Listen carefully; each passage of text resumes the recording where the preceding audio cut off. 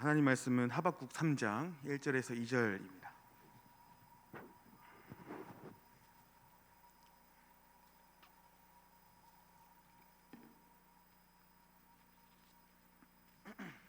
하박국 3장 1절에서 2절 말씀, 제가 가진 성경으로는 1304페이지쯤에 있습니다.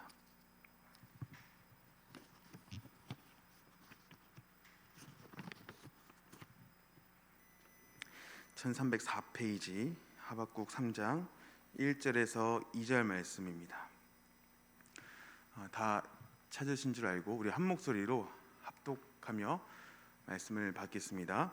시기온옷에 맞춘 선지자 하박국의 기도라. 여호와여, 내가 주께 대한 소문을 듣고 놀랐나이다. 여호와여, 주는 주의 일을 이 수년 내에 부흥하게 하옵소서. 이 수년 내에 나타내시옵소서. 진노 중에라도 잊지 마옵소서. 아멘. 반갑습니다. 이 시간에 제가 이 자리에 서 있는 거 늘 어색하시죠? 저도 어색합니다. 저녁에 찬양 인도하러 이렇게 이 자리에 서 있는데 말씀을 섬기기 위해서 이 자리에 서는 거 참 어색한데, 어색하셔도 인내하시고 우리 말씀 잘 들어주시면 좋겠습니다. 담임 목사님이 지난 주일 광고되었던 것처럼 휴가 중에 계십니다. 그래서 오늘은 부교육자들이 함께 말씀을 전하게 되었습니다. 오전에 제가 말씀을 전하고 저녁에는 부목사님이 전해주십니다. 휴가 기간에 목사님의 몸과 마음이 많이 충전되어서 앞으로의 사역 일정에도 힘내실 수 있게 함께 마음을 모아 기도해 주시면 참 감사하겠습니다. 요새 전복 가격이 급락했다는 소식이 있습니다. 권사님들 맞습니까? 요새 전복이 엄청 싸대요. 그래서 쉽게 구할 수 있다고 하는데, 오늘 설교 제목이 전복 시키시는 하나님입니다. 하나님이 배고프셨나, 왜 전복을 시키시게, 이렇게 생각하실 수 있겠지만 그 전복이 아닌 거 아시죠? 하나님 정말 전복 시키신 게 아니라 하나님이 뒤집어 엎다라는 의미에서 전복입니다. 그렇게 전복시키시는 하나님이라는 제목으로 같이 하박국 말씀을 나눠보고자 합니다. 전복, 하박국 뭐 다 음식 이름 같습니다. 그죠? 전복, 하박국. 보통 교회에서 넌센스 퀴즈로 이런 퀴즈 많이 냅니다. 예수님이 가장 즐겨 드셨던 국은? 하면 하박국. 어떤 분은 또 호박국이라고. 호박국 아닙니다. 하박국입니다. 이 하박국 선지자의 이름은 히브리어로 하박쿠크, 이렇게 발음합니다. 하박쿠크. 안다, 끌어안다 또는 포옹하다라는 뜻을 지닙니다. 이름부터가 굉장히 따뜻한 이름을 가지고 있죠. 그죠? 하박국, 하박쿠크, 안다, 포옹하다. 그러나 하박국 선지자가 활동하던 그 시대적 배경은 사실 그렇게 따뜻하지 않았습니다.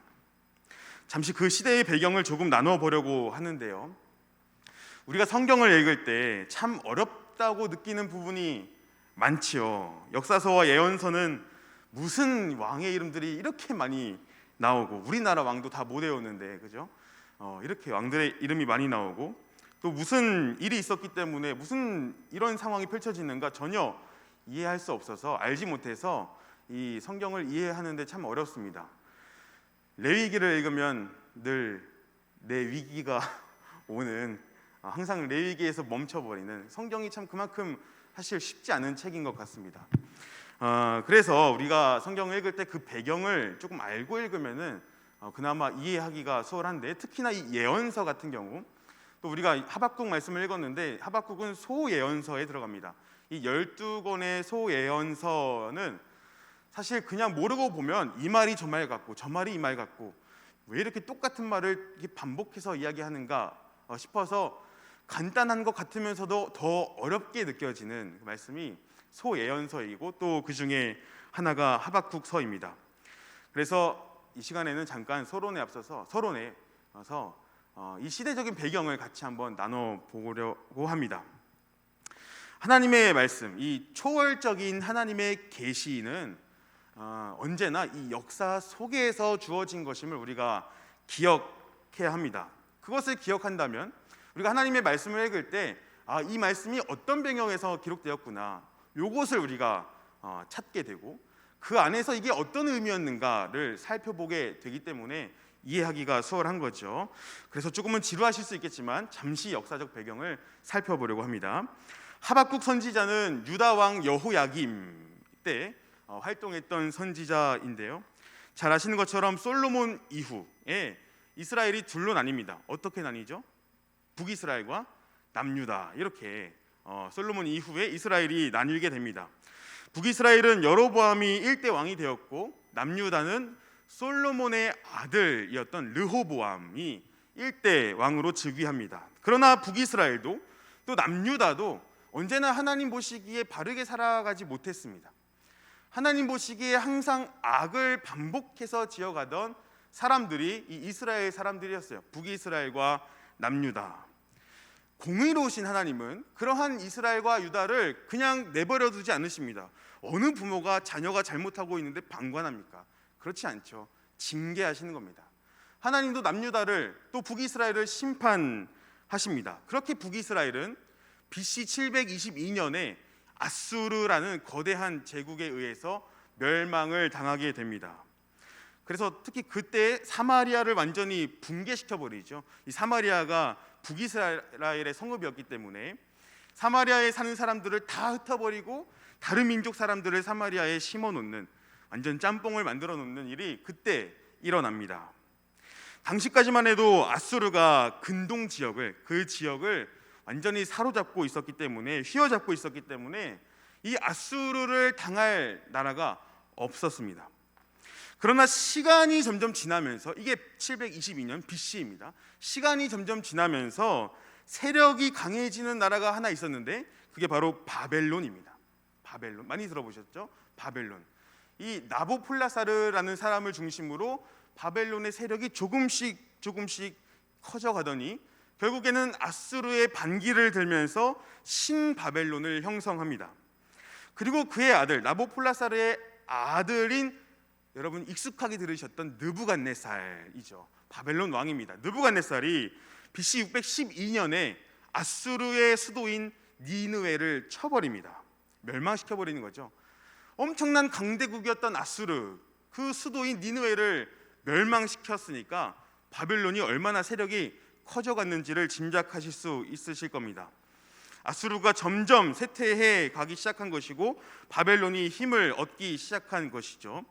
그러니까 아수르의 세력을 밀어내면서 바벨론이 정세를 확장해 나가는 그런 때가 된 겁니다. 이러한 바벨론의 모습을, 그러니까 점점 세력을 확장해 나아가는 바벨론의 모습을 예의주시하던 나라가 하나 있었는데 유다 밑에 있는 애굽입니다. 지금 바벨론은 한 동쪽에, 북동쪽에 있고요. 아수르도 북동쪽에 있었고 더 동쪽이 이 바벨론이고, 바벨론이 점점 이렇게 서쪽으로 진군해 오면서 이 애굽이, 유다 밑에 있는 애굽이 그 바벨론을 예의주시하게 됩니다. 왜냐하면 바벨론이 점점 세력을 확장해 가면서 아수르를 쳤고, 그러면 북이스라엘도 쳤으니까, 그 당시에는 아수르가 북이스라엘을 먹고 있었을 때 아닙니까? 그럼 점점 그 세력을 확장해 가면서 언젠가는 유다도 치게 될 거고, 언젠가는 그 밑에 있는 애굽까지도 치게 될 것이라는 이 예상을 했기 때문에 애굽은 바벨론을 예의주시하게 됩니다. 아니나 다를까 바벨론은 계속해서 아수르를 멸망시키기 위해서 서쪽으로 진군하기 시작합니다. 이미 니느웨가 무너졌다 말씀드렸습니다. 이미 니느웨가 무너진 아수르는 서쪽으로 점점 밀려나기 시작하면서 서쪽에 있는 갈그미스라는 곳에서 나라를 다시 정비하고 세우려고 모입니다. 그러나 바벨론은 멈추지 않습니다. 계속 더 밀고 들어갑니다. 아수르를 끝까지 밀어내는 겁니다. 그렇게 갈그미스까지 찾아가서 아수르를 치려고 하는 것이죠. 이때 애굽 왕이 생각한 게 있습니다. 이거 정말 이대로 그냥 두면은 우리 애굽 정말 100% 위험해질 거다. 저 바벨론 분명히 우리까지 치러 들어올 것이다 하면서, 당시 애굽의 왕이었던 바로 느고, 이 바로라는 것은 애굽 왕의 명칭, 호칭이고, 느고 왕이 바벨론에 대항하기 위해서 군대를 이끌고 갈그미스로 향합니다. 그런데 지리상, 이게 지역상 애굽이 갈그미스로 가기 위해서는 꼭 지나야 하는 곳이 있었는데 그게 바로 유다입니다. 그죠? 유다 밑에 있었다 말씀드렸지 않습니까? 갈그미스는 북쪽에 있었고요. 그러나 그 길목을, 그러니까 애굽이 갈그미스로 가는 그 길목을 막은 사람이 있었는데 그게 바로 유다 왕 요시야입니다. 요시야 많이 들어보셨죠? 이스라엘을, 유다를 하나님의 말씀으로 개혁하고 그들의 신앙과 삶을 다시 말씀으로 회복하고자 했던 아주 귀한 왕입니다. 그 요시야가 길을 막아서 바로 느고의 군대가 갈그미스로 향하지 못하게 합니다. 이때 애굽 왕 바로 느고가 자신을 막아서는 이 요시야를 쳐버립니다. 그게 BC 609년 무깃도 전투에서 일어난 유다와 애굽 간의 전쟁입니다. 거기서 요시야 왕이 죽게 됩니다. 그래서 요시야 왕은 BC 609년의 통치가 끝나는 것이죠. 요시야가 죽자 유다에서는 요시야의 아들인 여호아하스를 왕위에 앉히는데 애굽 왕이 요시야만 치고 딱 선을 그은 게 아니라 그 유다에서 요시야 다음에 세운 여호아하스까지도 쳐버리려고 그를 유다 왕의 자리에서 끌어내립니다. 끌어내리고 애굽으로 잡아가요. 그러니까 여호아하스는 한 3개월밖에 유다를 통치하지 못하게 되고 그렇게 유다 왕위 자리가 비게 되죠. 그냥 비워두지 않습니다. 바로 누구가 어떻게 하냐? 또 다른 요시야의 아들이었던 엘리야김을 그 자리에 세워놓고 그의 이름을 여호야김 이렇게 바꿉니다. 이 여호야김이 그래서 BC 609년부터 BC 598년까지 유다를 다스리게 되는 겁니다. 당연히 애굽에서 유다 왕을 세웠으니까 친애굽적인 왕을 세웠겠죠. 그렇죠? 애굽에서 왕을 세우는데 유다의 왕을 세우는데 바벨론의 친화적인 왕을 세우지 않습니까? 그죠? 그렇게 하지 않습니다. 친애굽적인 왕을 세웠고 아니나 다를까 여호야김 때는 은과 금을 애굽에게 바치고 온 국민들에게 세금을 징수해서 그것도 다 애굽에다가 갖다 바치는 일을 벌입니다. 유다가 애굽을 의지하기 시작한 겁니다. 이렇게 애굽이 유다의 친애굽적인 왕을 여호야김을 앉혀놓고 원래 목표했던 게 뭡니까? 갈그미스로 가서 바벨론을 견제하는 것이죠. 그래서 갈그미스로 갑니다. 그리고 갈그미스에서 바벨론과 싸우게 되는데 이게 그 유명한 갈그미스 전투입니다. BC 605년입니다. 이 전투에서 누가 이겼을까요? 바벨론과 애굽. 바벨론이 이깁니다. 바벨론이 애굽을 이겨버립니다. 그리고 애굽뿐만 아니라 그때 거기서 애굽의 세력을 치고 더 내려오면서 유다의 다른 성읍들까지 쳐버리는 이를 바벨론이 행합니다. 그때 1차 포로로 바벨론에 잡혀갔던 사람들이 잘 아시는 다니엘과 세 친구들이 유다의 바벨론으로 포로로 잡혀갑니다. 이렇게 당시 바벨론은 엄청난 강대국이 되어갔는데 실제로 그 세력은 엄청났습니다. 그러니까 정리해보면 힘의 원리를 앞세워서 바벨론이 BC 612년에 아수르의 수도인 니느웨를 멸망시키고 계속 서쪽으로 진군해 가면서 아수르를 삼켜버리고 갈그미스에서 애굽까지 쳐버리고 근동 지역을 완전히 정복하는 시기가 도래한 겁니다. 피 흘리기를 즐겨했던 바벨론의 세력이 점점 확장된 거고 근동 지역을 장악하기 시작한 것이죠. 자, 여기서 유다를 한번 생각해 보십시오. 이러한 정세 속에서 유다가 안정적이었겠습니까? 아닙니다. 바벨론이 근동 지역을 싹 쓸고 있을 때 남유다의 여호야김은 친애굽적인 정책을 펼치면서 나라를 다스리고 있었습니다. 그러니까 사방이 전쟁이었고 바벨론은 계속해서 세력을 확장하고 있었고 애굽과 바벨론 사이에서 이리저리 갈팡질팡하면서 안절부절 못하던 나라가 바로 유다였습니다. 그러한 위기 속에서도 하나님을 의지하면 되었던 것이지만 유다는 하나님도 의지하지도 않았습니다.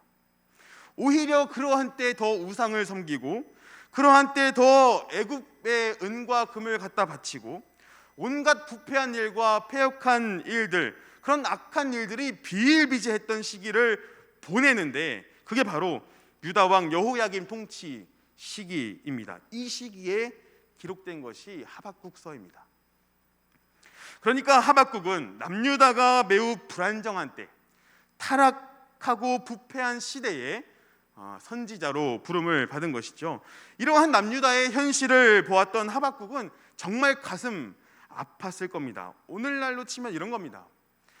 교회가 교회로서의 기능을 상실하고 세상의 원리를 그대로 가져와서 세상적인 힘의 원리에 머리를 조아리는, 그래서 하나님의 말씀 위에 굳게 서 있는 모습이 아니라 이랬다가 저랬다가 하면서 신앙의 본질을 상실해버리는 것입니다. 얼마나 가슴 아픈 일입니까? 하나님은 하나님의 백성들을 부르시고 하나님의 나라를 펼쳐 가시는데, 그래서 하나님의 말씀을 지키는 자들을 통하여 하나님의 공의와 하나님의 정의를 세우시는데, 백성들은 그 말씀을 버리고 세상 앞에 머리를 숙이고 있는 겁니다. 아니, 더 적극적으로 연약한 자들을 돌보지 않고 우상을 숭배하고 전혀 하나님의 백성다운 모습으로 살아가고 있지 않은 것이죠. 그래서 하박국이 이러한 유다를 보면서 하나님께 호소하는 겁니다. 우리 잠깐 1장으로 가셔서 1장 2절에서 4절 말씀을 한번 같이 읽어보겠습니다. 1장 2절에서 4절입니다. 하박국 1장 2절에서 4절 한번 다 같이 읽어보겠습니다. 시작.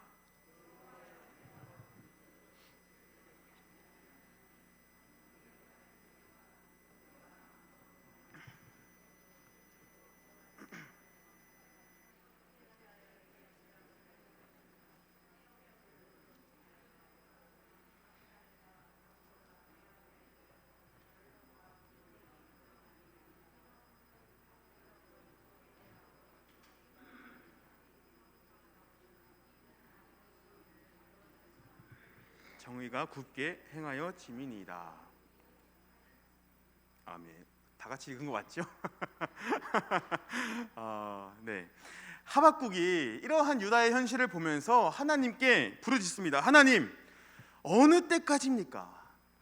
이 유다가 이렇게 악해졌습니다. 하나님, 왜 이렇게 악한 유다의 죄악과 패역한 것을 제 눈으로 계속 보게 하시는 겁니까? 언제까지 이 시대를 눈으로 보고만 있어야 합니까? 하나님, 이 유다를 좀 회복시켜 주셔야 하는 것 아닙니까? 라는 호소를 합니다. 이 말씀들에 사용된 단어들을 보십시오. 2절에 강포, 3절에 죄악, 패역, 겁탈과 강포, 변론, 분쟁, 이러한 모습들이 지금 유다를 대표하고 있는 단어들이 되었습니다. 4절에서도 율법이 해이하고 정의가 전혀 시행되지 못하는 상황, 이것이 바로 유다의 현실이었습니다. 여러분, 유다가 어떤 민족입니까? 하나님이 택하신 백성들이며 하나님께서 다스리시는 하나님의 말씀으로 통치하시는 유다입니다. 그러나 그러한 유다가 하나님의 말씀을 버리고 오히려 악한 일에 더욱 열심을 내고 있는 것입니다. 약자를 돌봐야 한다는 그 마음이 없을 뿐더러, 아니, 약자를 더 적극적으로 괴롭히는, 약자를 향해서 갑질하는 악인들이 되어버린 겁니다. 뿐만 아닙니다. 성적으로도 문란해지고 자신들의 이익만을 추구하기 위해서 다른 사람들의 아픔은 눈꼽만큼도 생각하지 않았던 겁니다. 율법, 하나님의 말씀이 이들에게 아무 의미가 없었던 겁니다. 그러니 그 말씀을 지키지 않았던 것이죠. 오늘날은 어떠합니까? 하나님 사랑과 이웃 사랑으로 요약되는 사랑의 법이 우리 가운데 지켜지고 있는가를 돌아보아야 합니다. 이 땅의 교회는 과연 하나님의 말씀을 얼마나 귀하게 여기며 또 그것을 삶의 기준으로 삼으며 살아가고 있습니까? 아니, 한국 교회는 정말로 하나님의 말씀을 따라 하나님을 사랑하고 이웃을 사랑하고 있습니까? 아니, 한국 교회까지 생각할 필요가 없습니다. 우리 자신은 어떠합니까? 율법이 해이하고 정의가 시행되지 않는 우리의 모습이 아닌지 정말로 돌아보아야 합니다. 하나님의 말씀이 기준이 되지 않고 우리의 생각이, 우리의 감정이 우선되고 있지는 않습니까? 예배당 중심으로 살아간다고 해서 하나님의 말씀을 따라 사는 것이 아닙니다. 당연히 예배당 중심으로 살아가야죠. 그러나 그것이 본질이 아닙니다. 우리의 일상 속에서 우리가 마주하는 모든 상황들 속에서 과연 우리는 정말 하나님의 말씀을 지키며 살아가고 있는가? 스스로 질문을 던져보셔야 합니다. 하박국이 보고 있는 유다의 현실은 바로 이것이었습니다. 하나님의 백성들이라 말하면서, 하나님의 선택받은 백성들이라 하면서 백성이면 당연히 지키고 따라야 할 하나님의 법을 버리고 자신보다 강한 자들에게는 머리를 숙이고 약자들에게는 힘으로 눌러버리는 이 세상의 원리로 가득했던 것이 유다였습니다. 그러니 하박국은 지금 유다의 악이 넘쳐나고 있는 것을 보면서 탄식하고 있는 겁니다. 하나님, 제발 이 땅을, 이 유다를 회복시켜 주십시오. 언제까지 이 백성들을 그냥 두실 겁니까? 지금 악한 일들이 이렇게 넘쳐나는데 언제까지 하나님 그냥 지켜보고만 있어야 합니까? 이에 대한 하나님의 대답이 5절부터 기록됩니다. 내가 한 가지 일을 행할 것인데 너희들 엄청 놀랄 것이다 하시면서 6절을 보십시오. 보라, 내가 사납고 성급한 백성 곧 땅이 넓은 곳으로 다니며 자기의 소유가 아닌 거처들을 점령하는 갈대아 사람들을 일으켰나니. 여기 갈대아 사람들이 누굽니까? 바벨론입니다. 아까 앞에서 설명드렸던 바벨론입니다. 당시 근동 지역의 세력을 확장하던 나라가 바벨론이라 말씀드렸습니다. 그 어마무시한 아수르도 애굽도 모두 바벨론에 안 됐습니다. 당할 수가 없었어요. 얼마나 포악했는지 힘으로 그냥 쓸어버리고 다니던 바벨론입니다. 그런데 하나님이 무슨 말씀을 하시는 겁니까? 하나님이 유다의 악함을, 지금 유다 백성들의 악함을 보고선 모른 척하고 계시는 게 아니라는 겁니다. 한 가지 일을 하나님이 행하실 것인데 바벨론을 들어서 유다를 심판하시겠다는 겁니다. 하나님의 백성인 유다, 그러나 악으로 가득한 유다를 하나님은 역사 속에서 이 바벨론이라는 정말 포악한 그 제국의 힘으로 심판하시겠다고 말씀하시는 겁니다.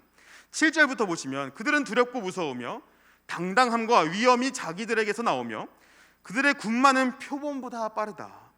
특히 11절에 그들은 자기들의 힘을 자기들의 신으로 삼는 자들이라 하십니다. 그만큼 힘의 원리로 가득한 바벨론, 자신들의 힘을 자신들의 신으로 삼는 사람들. 뭐 이런 사람들 좀 있지 않습니까? 하나님 있다고? 나와보라 해. 하나님 믿을 바엔 나 자신을 믿겠다. 이런 말하는 사람들 많지요. 요즘엔 없습니까? 있죠. 이렇게 말하는 사람들이 있는데 이 말을 잘 분석해 보면 정말 악한 말이고 정말 무지에서 비롯된 말입니다. 신성모독적인 말이고 그만큼 자신의 힘과 능력으로 모든 것을 할 수 있다 생각하는 교만한 생각입니다. 바벨론이 그랬습니다. 그냥 힘으로 밀고 다니면서 온갖 악한 일들을 행하던 나라가 바벨론입니다. 정의는 찾아볼 수도 없고 오히려 정말 잔인하게 살육하고 다니던 그렇게 근동 지역을 휩쓸었던 바벨론입니다. 그런데 하나님은 그런 바벨론으로 유다를 심판하시겠다고 말씀하시는 겁니다. 하박국은 어떻게 반응했을까요? 이 하나님의 말씀에 어떻게 반응했을까요? 하나님, 드디어 이 유다를 심판해 주시는군요. 드디어 이 유다의 악함을 제거해 주시는군요. 그것도 바벨론이라는 거대한 나라로 드디어 우리를 심판해 주시는군요. 제가 바라던 겁니다. 이제야 속이 좀 시원하네요. 이렇게 반응했을까요? 아닙니다. 우리 1장 13절 말씀, 1장 13절 같이 한번 읽어봅니다. 시작. 주께서는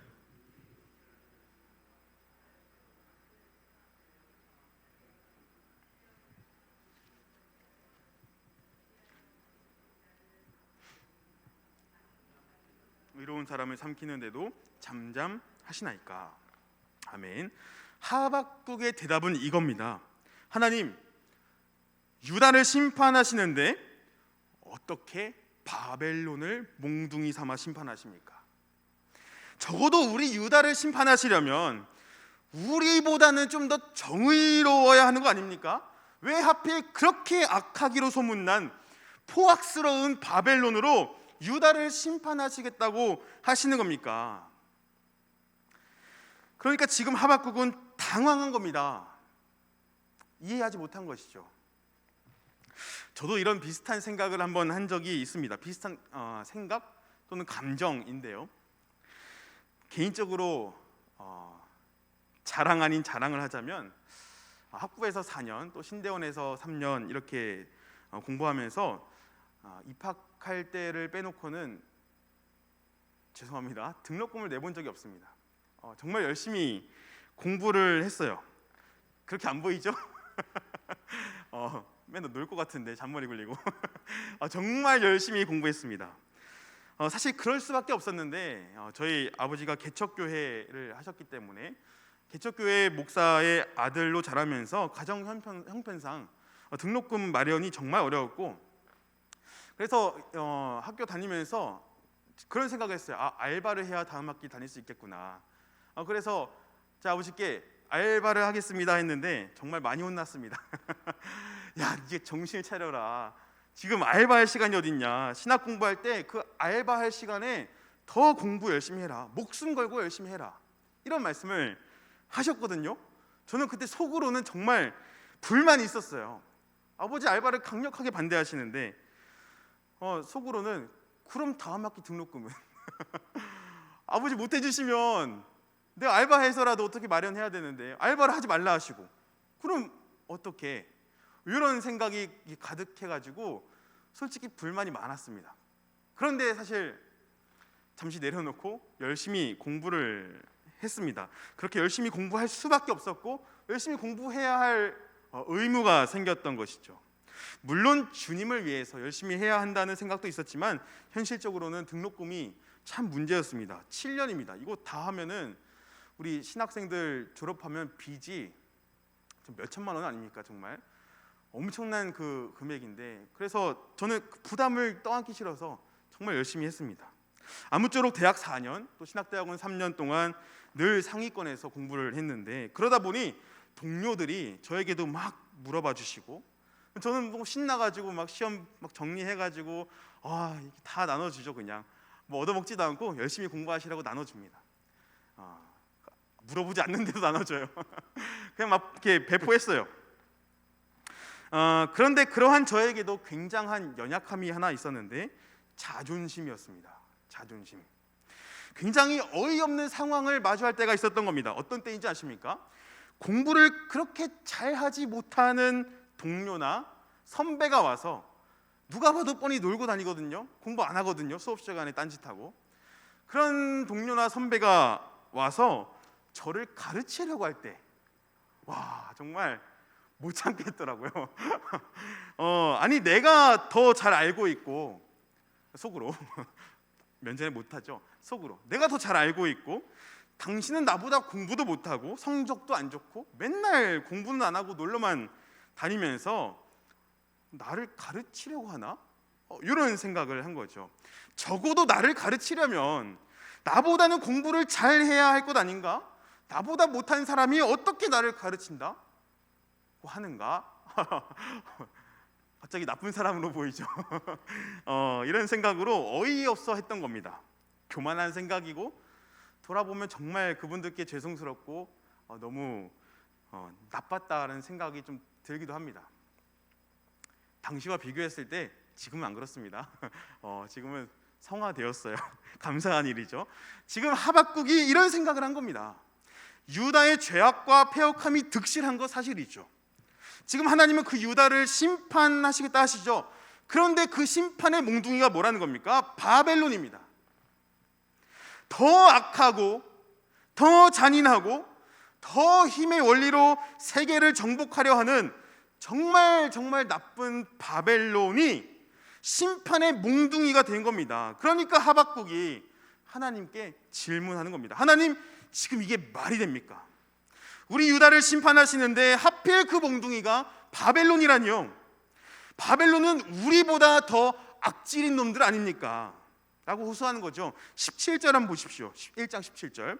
그가 그물을 떨고는 계속하여 여러 나라를 무자비하게 멸망시키는 것이 옳으니까. 무슨 말입니까? 하나님 그래도 그렇지 바벨론이 지금 여러 나라를 무자비하게 멸망시키고 있는데 그 바벨론의 일은 옳은 일입니까? 그런 바벨론으로 우리 유다를 심판하시는 것은 정말 이해가 안 됩니다 하면서 하나님의 일하심에 질문을 품고 그러면서 높은 곳에 올라가 하나님이 도대체 무슨 대답을 하시나 기다리기 시작합니다. 이에 하나님이 말씀하십니다. 우리 2장으로 가셔서 2절에서 4절 2장 2절에서 4절 함께 읽어보겠습니다. 시작.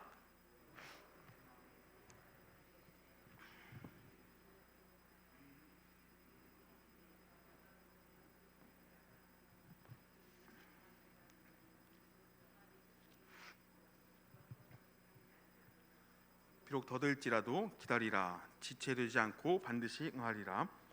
보라, 그의 마음은 교만하며 그 속에서 정직하지 못하나 의인은 그의 믿음으로 말미암아 살리라. 아멘. 하나님이 하박국에 말씀하시죠. 이 묵시를 달려가면서도 읽을 수 있도록 분명하고 정확히 기록하라 하십니다. 그리고 말씀하시길 내가 정한 때가 있는데 그 종말이 속히 이르겠고 반드시 응할 것이다. 내가 바벨론을 그대로 둘 것으로 생각하느냐 이겁니다. 악인은 반드시 나의 심판을 받을 것이다. 하나님 말씀하시는 겁니다. 그러니까 하나님이 바벨론으로 유다를 치시되 악한 유다도 악한 바벨론도 모두 하나님의 심판을 피할 수 없는 겁니다. 반드시 기억하셔야 합니다. 하나님이 바벨론을 들어 유다를 치게 하시지만 하나님이 바벨론의 악함을 허용하시는 것은 아닙니다. 악인은 하나님의 심판을 피할 수 없습니다. 그 누구도 악인은 하나님의 심판을 피할 수 없습니다. 이것은 오늘 우리에게도 마찬가지입니다. 하나님의 공의로우심 앞에 우리가 어떻게 살아남을 수 있겠습니까? 그 누가 하나님의 법 앞에서 자유로울 수 있겠습니까? 돌아보십시오. 없습니다. 정말 아무도 없습니다. 우리가 율법을 다 지켜서 하나님의 의를 만족시킬 수 있었다면 예수님이 왜 오셨습니까? 우리는 그럴 수 없습니다. 그 공의로운 하나님의 심판을 피할 방법이 없는 것이죠. 그러나 여기서 끝나면 우리 다 망했어. 우리 하나님의 공의로우심 앞에 설 수가 없어. 우린 다 죽을 거야. 다 심판받을 거야. 여기서 끝나면 이것은 복음이 아니라 저주가 될 것입니다. 그러나 언제나 하나님은 우리에게 복음의 길을 제시해 주십니다. 4절을 보십시오. 의인은 무엇으로 말미암아 삽니까? 믿음입니다. 아시는 것처럼 하박국 2장 4절은 정말 중요한 말씀입니다. 바울이 인용한 말씀이기도 한데요. 의인은 믿음으로 말미암아 산다. 이게 무슨 말입니까? 하박국의 맥락에서 살펴보면 지금 유다는 심판을 당하게 됩니다. 하나님이 그 악질인 바벨론을 드셔서 유다를 심판하신다고 말씀하셨습니다. 죄악과 패역함이 가득한 유다는 하나님의 심판을 피할 수 없게 됩니다. 그러나 하나님은 심판 중에서도 길을 열어놓으신 것이죠. 무엇입니까? 믿음입니다. 믿음. 이 세상을 다스리시며 악한 자들을 그대로 두지 않으시는 분, 온 땅에 하나님의 정의와 공의를 세우시는 하나님의 의로우심을 믿는 자들을 하나님은 지금 살리시겠다고 긍휼을 보이시는 겁니다. 오해하지 마셔야 할 것은 이렇다고 해서 하나님의 심판이 없어진다는 게 아닙니다. 유다는 죄악이 넘쳐났기에 바벨론으로부터 반드시 분명히 침략을 당할 겁니다. 하나님이 허용하신 심판입니다. 이처럼 우리의 시대 매우 악하고 정의가 실현되지 않고 약자들이 괴롭게 살아가고 폭력과 음행이 넘쳐나고 뿐만 아니라 하나님의 말씀을 지키는 모습들이 점점 사라져가고 있는 이 시대를 하나님이 그냥 두실까요? 아닙니다. 하나님 공의로우셔서 반드시 심판하실 겁니다. 뿐만 아니라 우리 역시 하나님의 최후 심판대 앞에 서게 될 것입니다. 하나님의 공의로우심으로 저와 여러분들을 재어보실 겁니다. 그러나 그 심판 중에도 우리가 프리패스할 수 있는 것은 하나님이 살 길을 열어놓으셨기 때문입니다. 무엇입니까? 바로 믿음입니다. 예수 그리스도를 믿는 믿음입니다. 그래서 이 믿음이 있는 자들은 두렵지가 않은 겁니다. 십자가의 도가 멸망하는 자들에게는 미련한 것이지만 구원을 받는 우리에게는 하나님의 능력이 되기 때문입니다. 오직 의인은 믿음으로 말미암아 삽니다. 그러니까 우리는 정말 믿음을 지켜야 합니다. 세상이 아무리 악한 길로 간다 할지라도 이 세상 속에서 우리가 지키고 가져가야 할 것은 다른 게 아니라 믿음입니다. 죄악을 멀리하고 하나님의 의로운 통치, 하나님이 온 세계를 다스리고 계심을 믿음으로 살아야 하는 겁니다. 하박국은 지금 이것을 알게 된 겁니다. 하나님이 저 흉악한 바벨론으로 우리 유다를 심판하시는 것, 악인의 형통함을 그대로 두시겠다는 것이 아니구나. 악인은 반드시 심판당할 것이구나. 의인의 괴로움을 모른 척하지 않으시는구나. 여기서 끝이 아니죠. 이 무서운 심판에서도 믿는 자는 사는구나. 요거를 알게 된 것이죠. 그래서 하박국이 뭐라고 기도합니까? 오늘 본문이죠. 3장으로 오셔서 2절 말씀만 다시 한번 읽어볼까요? 3장 2절 시작. 여호와여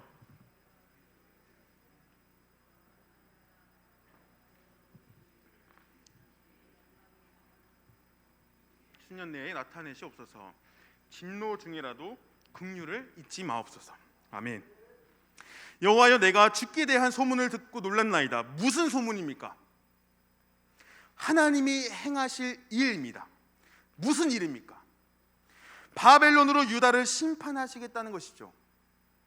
하박국이 이 말씀을 듣고 놀라지만 어떻게 기도합니까? 주는 이 주의 일을 이 수년 내에 부흥하게 하옵소서.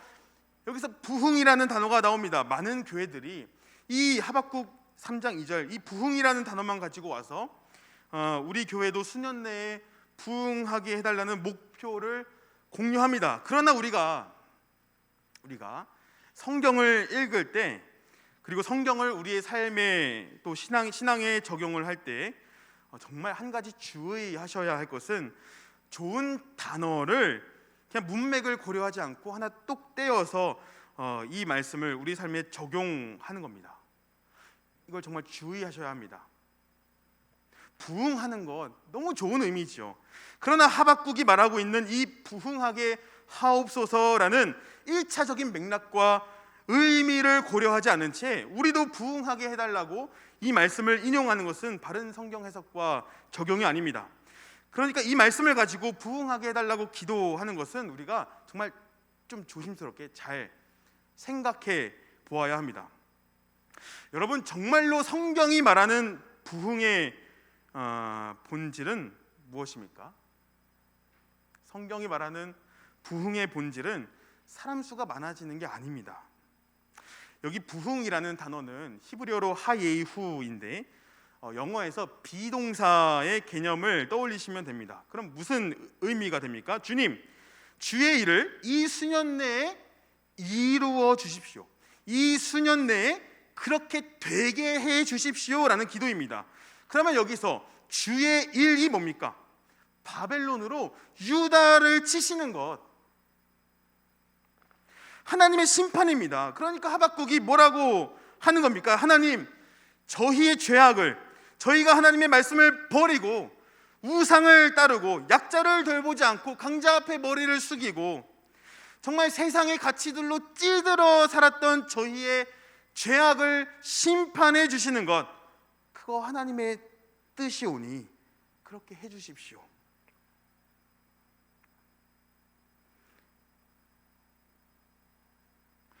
하나님이 말씀하신 대로 저 악한 바벨론으로 저희들을 쳐 주십시오. 그 심판을 수년 내에 이루어 주십시오. 정말 가슴 아픈 기도입니다. 우리를 심판해 달라는 것이죠. 그러나 여기서 멈추면 그것은 복음이 아니라 했습니다. 하나님은 심판만 하시는 분이 아니시기에 하박국은 그것을 알았기에 이어서 이렇게 간구한 겁니다. 그러나 그 진노 중에라도 긍휼을 잊지 마십시오. 여러분, 이것이 부흥입니다. 우리의 죄가 드러나고 우리의 죄가 깨달아져서 회개하고 그래서 하나님께로 다시 돌이키는 것, 죄악으로 넘어지고 쓰러지고 좌절하고 그래서 답이 없었던 우리의 인생을 회복해 주시는 것, 그것이 바로 부흥인 것입니다. 우리 교회의 수가 많아지고 이 빈자리가 채워지는 것 너무 좋지요. 그러나 그것이 본질이 아닙니다. 아무리 수가 많아져도 우리 각 사람 한 사람이 죄를 깨닫지 않고 하나님의 말씀을 따르지 않고 언제까지나 개인의 이득과 자기 중심적인 생활과 약자를 돌보지 않음과 시기와 질투로만 가득한다면 수가 많아지면 뭐합니까? 그게 부흥입니까? 아닙니다.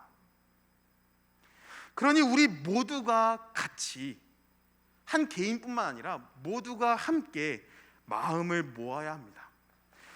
우리 한 사람 한 사람이, 우리 성도들 한 사람이 늘 죄를 깨닫고 죄를 심판하시는 하나님의 공의로우심 앞에 다시금 회개하며 돌아서는 것, 그렇게 다시 매일의 삶에서 죄를 멀리하고 하나님의 말씀으로 하나님의 다스림을 누리며 사는 회복이 있기를 우리 모두가 함께 간구해야 하는 것입니다.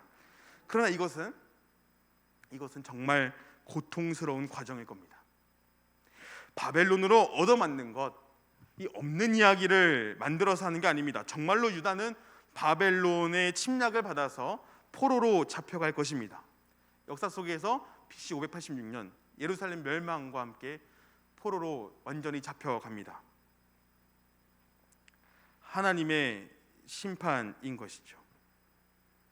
그럼에도 불구하고 하박국은 수년 내에 부흥하옵소서, 그러나 진노 중에라도 긍휼을 잊지 마옵소서라고 기도하는 겁니다.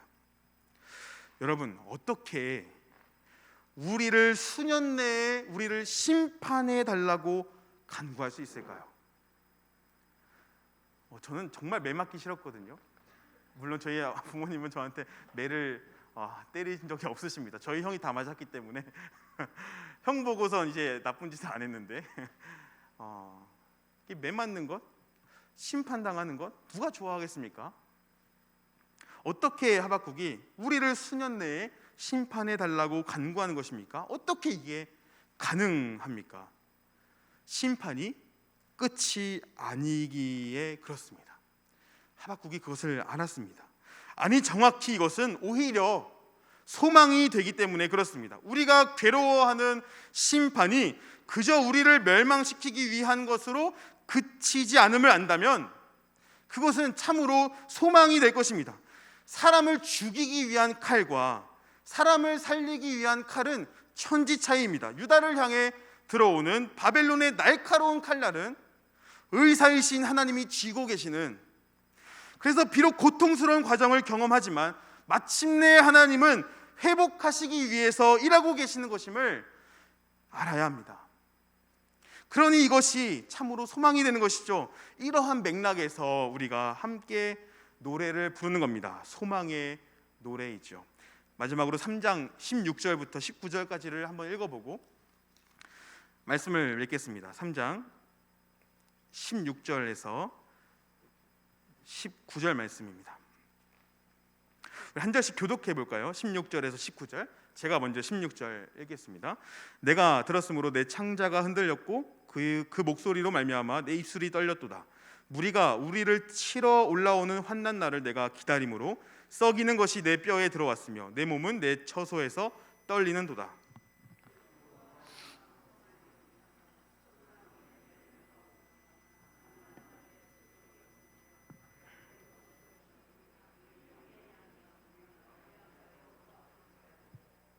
나는 여호와로 말미암아 즐거워하며 나의 구원의 하나님으로 말미암아 기뻐하리로다.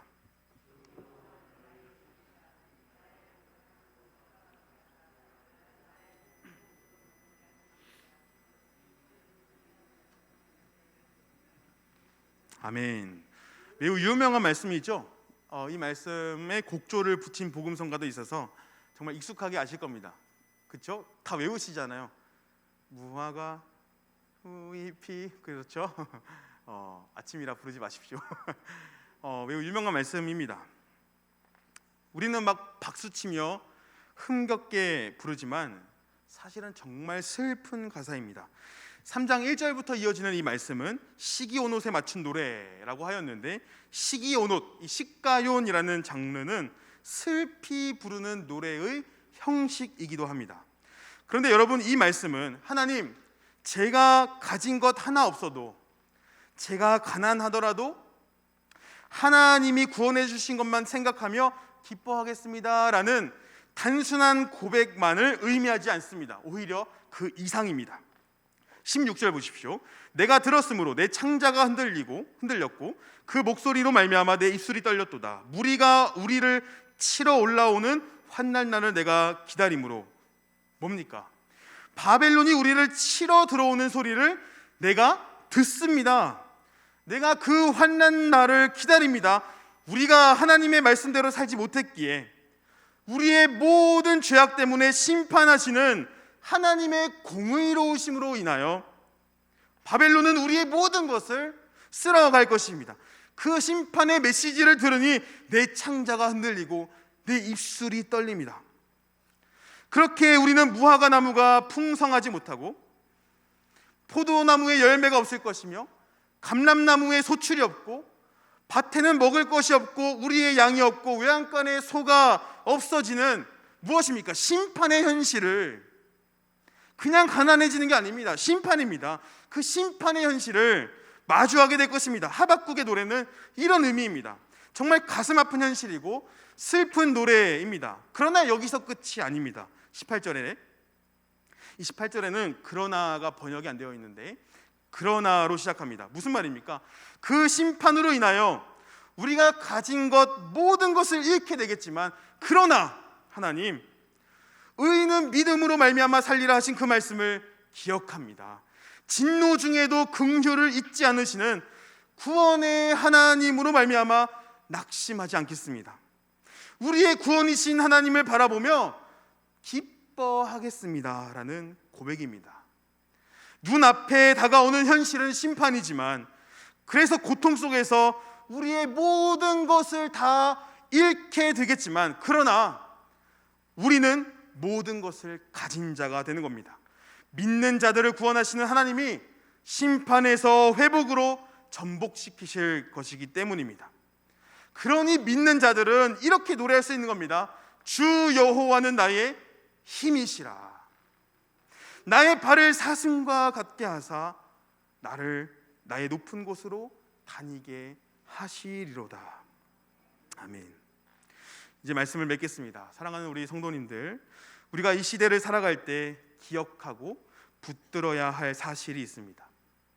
하나님은 공의로우셔서 반드시 악인들을 심판하시고 그들의 죄악을 드러내신다는 겁니다. 이 시대가 매우 악하지 않습니까? 사회의 부조리함과 갑질과 폭력과 음란이 넘쳐나는 시대입니다. 이 시대 속에서 살아갈 때 얼마나 괴로운지 모릅니다. 하나님은 이러한 죄악들을 그냥 넘어가지 않으시고 모른다 하지 않으시고 하나님은 반드시 심판하실 것입니다. 동시에 그 심판은 우리에게도 마찬가지입니다. 이거 기억하셔야 합니다. 공의로우신 하나님은 우리의 모든 죄악도 드러내시고 다 드러내시고 심판하실 것입니다. 그러나 하나님은 우리를 멸하시기 위하여 심판을 하시는 것이 아니죠. 진노 가운데서도 은혜가 있는 것은 하나님은 우리들에게 믿음이라는 것을 선물로 주셔서 심판 가운데서도 믿는 자들을 살리시는 분, 우리가 당한 상황을 전복시키시는 분이시기 때문입니다. 우리는 이러한 믿음을 가진 사람들입니다. 전복의 신앙, 사방으로 우겨쌈을 당하여도 쌓이지 않고 답답한 일을 당하여도 낙심하지 않으며 박해를 받아도 버림받지 않고 거꾸러뜨림을 당하여도 망하지 않는 자들, 바로 믿음을 가지고 살아가는 성도들이 바로 이 자리에 있는 우리들입니다. 바라기는 이 믿음, 진노를 긍휼로, 가난을 부요함으로, 죽음을 생명으로 역전시키시는 그 믿음으로 하루하루 신실하게 하나님의 말씀을 따라 살아가는 여러분 모두가 되기를 간절히 바랍니다. 죄를 정말 멀리 하십시오. 계속해서 돌아보시면서 죄를 깨달으시고 죄를 죽이십시오. 하나님의 의로우신 통치와 회복을 누리며 살아가시는 우리 성도님들 다 되시기를 주님의 이름으로 축복합니다. 거룩하신 하나님, 하나님의 공의로우심 앞에 그 누가 당당히 설 수 있겠습니까? 그 누가 하나님 앞에서 의롭다고 여김을 받을 수 있겠습니까? 아무도 없습니다. 모두가 다 심판받아야 할 악인들이며 죄인들입니다. 그러나 하나님, 그 매서운 심판 앞에서도 저희를 사랑하셨기에, 저희에게 긍휼을 베푸셨기에 믿음을 주시고 믿음으로 말미암아 살 수 있는 길을 열어주시니 참으로 감사합니다.